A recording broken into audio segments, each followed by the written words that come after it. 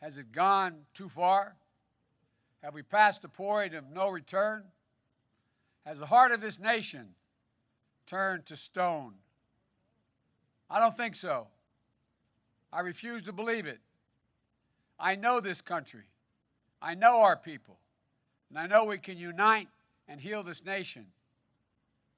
Warm Springs is a good place to talk about hope and healing. Sir Franklin Roosevelt came, quote, to use the therapeutic waters to rebuild himself. Stricken by polio, the polio virus in 1921, he suffered from paralysis.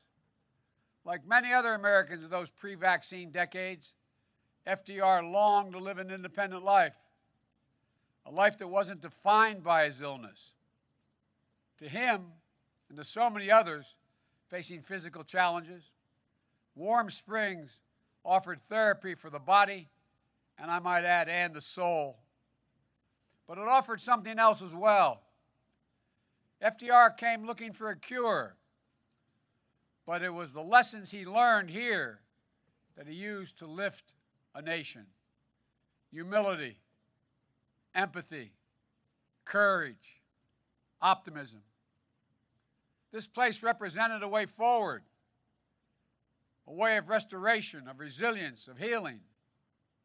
In the years that followed, FDR would come back to Warm Springs often to think about how to heal the nation and the world. And that's exactly what he did. Lifting us out of a Great Depression, defeating tyranny, saving democracy.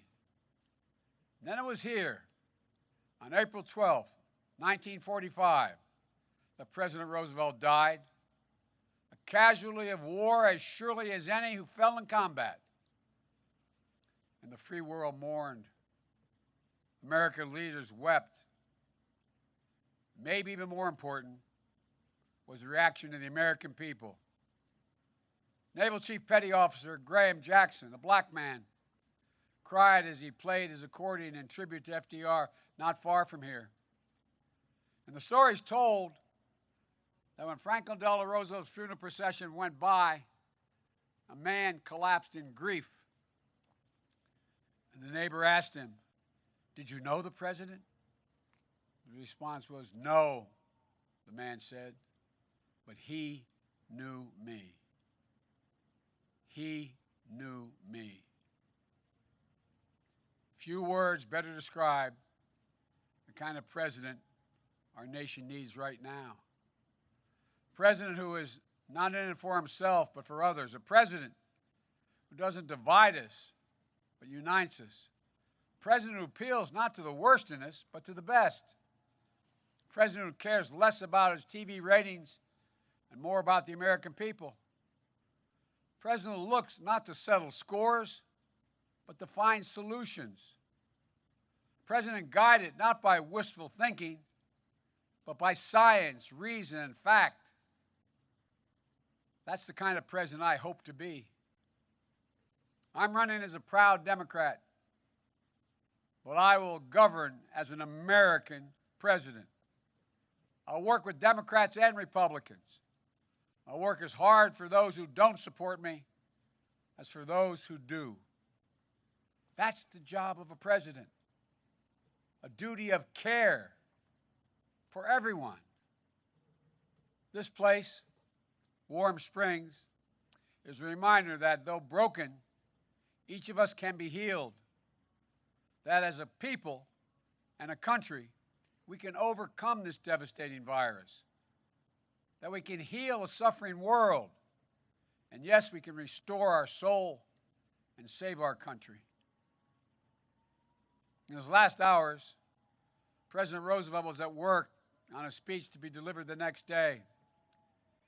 In it, he was to say, quote, "Today, we must cultivate the science of human relationships, the ability of all people, of all kinds, to live together and work together in the same world at peace." To live together and work together.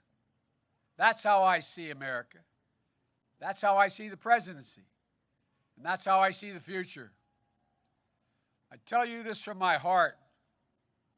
I believe America in an America of hope, not fear, unity, not division, love, not hate. The presidency, though, is only one part of the American chorus. History isn't only a story of the great and the famous. No.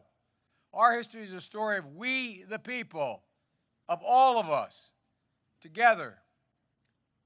I've long said the story of America is a story of ordinary people doing extraordinary things.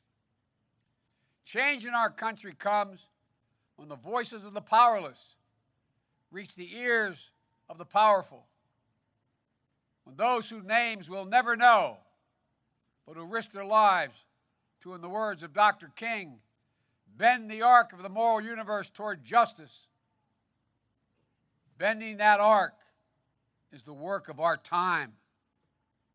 But it'll take all of us, red states, blue states, Republicans, Democrats, conservatives, and liberals. And I believe from the bottom of my heart we can do it. People ask me, why are you so confident, Joe? Because we are the United States of America.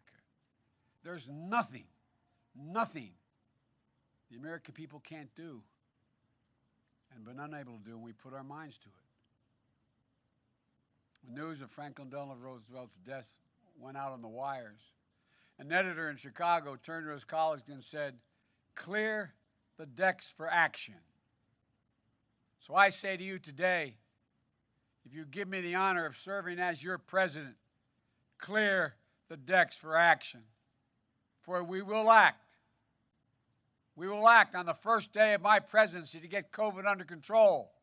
We'll act to pass my economic plan that will finally reward work, not wealth in this country. We'll act to pass my health care plan to provide affordable, accessible health care for every American and drug prices that are dramatically lower. We'll act to pass the Biden climate plan, meeting the challenges of a climate crisis while creating millions of good-paying, high-paying labor jobs. We'll act to address systemic racism in our country. We'll act to give working people a fair shot again in this country. And we'll act to restore our faith in democracy and our faith in one another. Today, we're facing a public health crisis of historic proportions. And with winter at hand, it's getting worse. Just last Friday, 83,000 new cases in one day. Saturday, another 83,000 cases. Nearly 1,000 people a day are dying. Another 200,000 deaths are expected over the next several months. And the president keeps telling us not to worry. He keeps telling us we're turning the corner, is his quote. It's as removed from reality and as offensive as when he told us the virus affects virtually nobody, just the elderly with heart conditions. Virtually nobody, just the elderly with heart conditions. As if they don't matter. And when he said in response to the number of deaths reaching 1,000, he said, it is what it is. Well, it is what it is because he is who he is.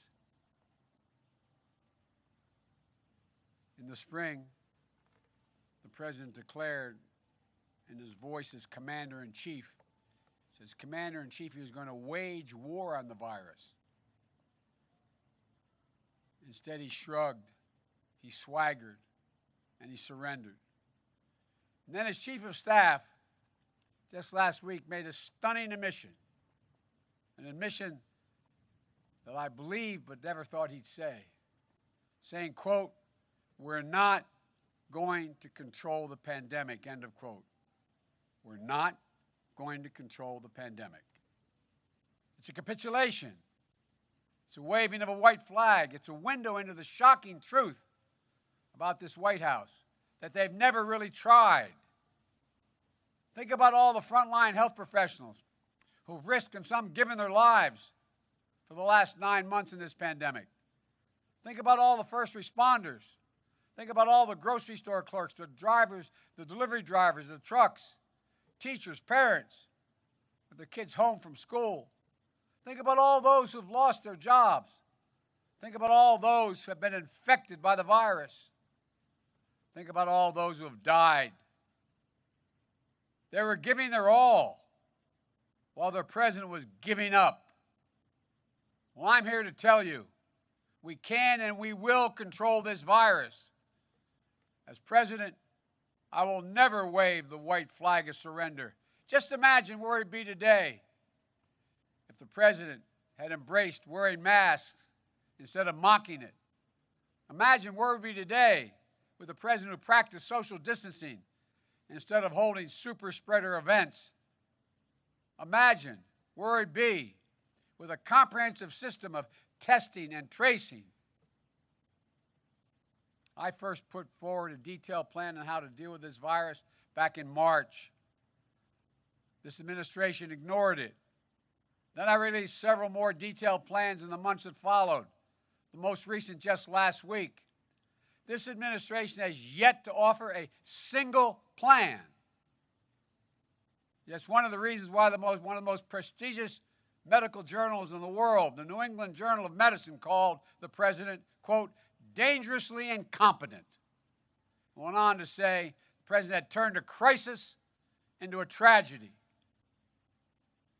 I'm ready to act. I know what to do. And starting on day one of my presidency, we will do it. I've talked about the battle for the soul of America since the very beginning of this campaign. And I want to be very clear in these closing days about what I mean and about what I intend to do in that battle to assure that our better angels prevail over our worst instincts. I believe this election is about who we are as a nation, what we believe, and maybe most importantly, who we want to be. It's about our essence. It's about what makes us Americans. It's that fundamental. Time and again throughout our history, we've seen charlatans, the con men, the phony populists who sought to play on our fears, appeal to our worst appetites, and pick at the oldest scabs we have for their own political gain. They appear when the nation's been hit the hardest and we're at our most vulnerable. Never to solve anything, but only to benefit themselves. In a recent encyclical, Pope Francis warns us against this phony populism that appeals to, quote, the basest and most selfish instincts. He goes on to say, politics is something more noble than posturing, marketing, and media spin. These sow nothing but division, conflict, and oblique cynicism. He said, for those who seek to lead, we do well to ask ourselves, why am I doing this? Why? What is my real aim? Pope Francis asked questions that anyone who seeks to lead this great nation should be able to answer. And my answer is this: I run to unite this nation and to heal this nation. I've said that from the beginning. It's badly necessary. The Bible tells us there's a time to break down and a time to build up, a time to heal. This is that time. God and history have called us to this moment and to this mission. With our voices and our votes, we must free ourselves from the forces of darkness, from the forces of division, and the forces of yesterday, from the forces that pull us apart, hold us down, and hold us back. And if we do so, we'll once more become one nation, under God, indivisible, a nation united, a nation strengthened, a nation healed. That is my goal. That is why I'm running. That is what we must do.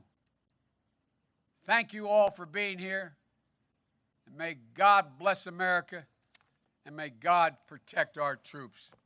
Stay safe. and wear your mask.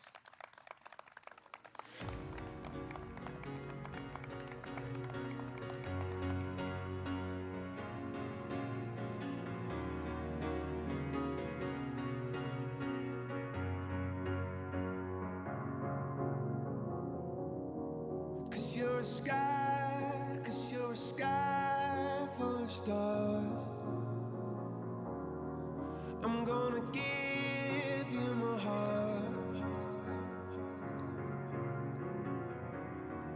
'Cause you're a sky full of stars. 'Cause you lie.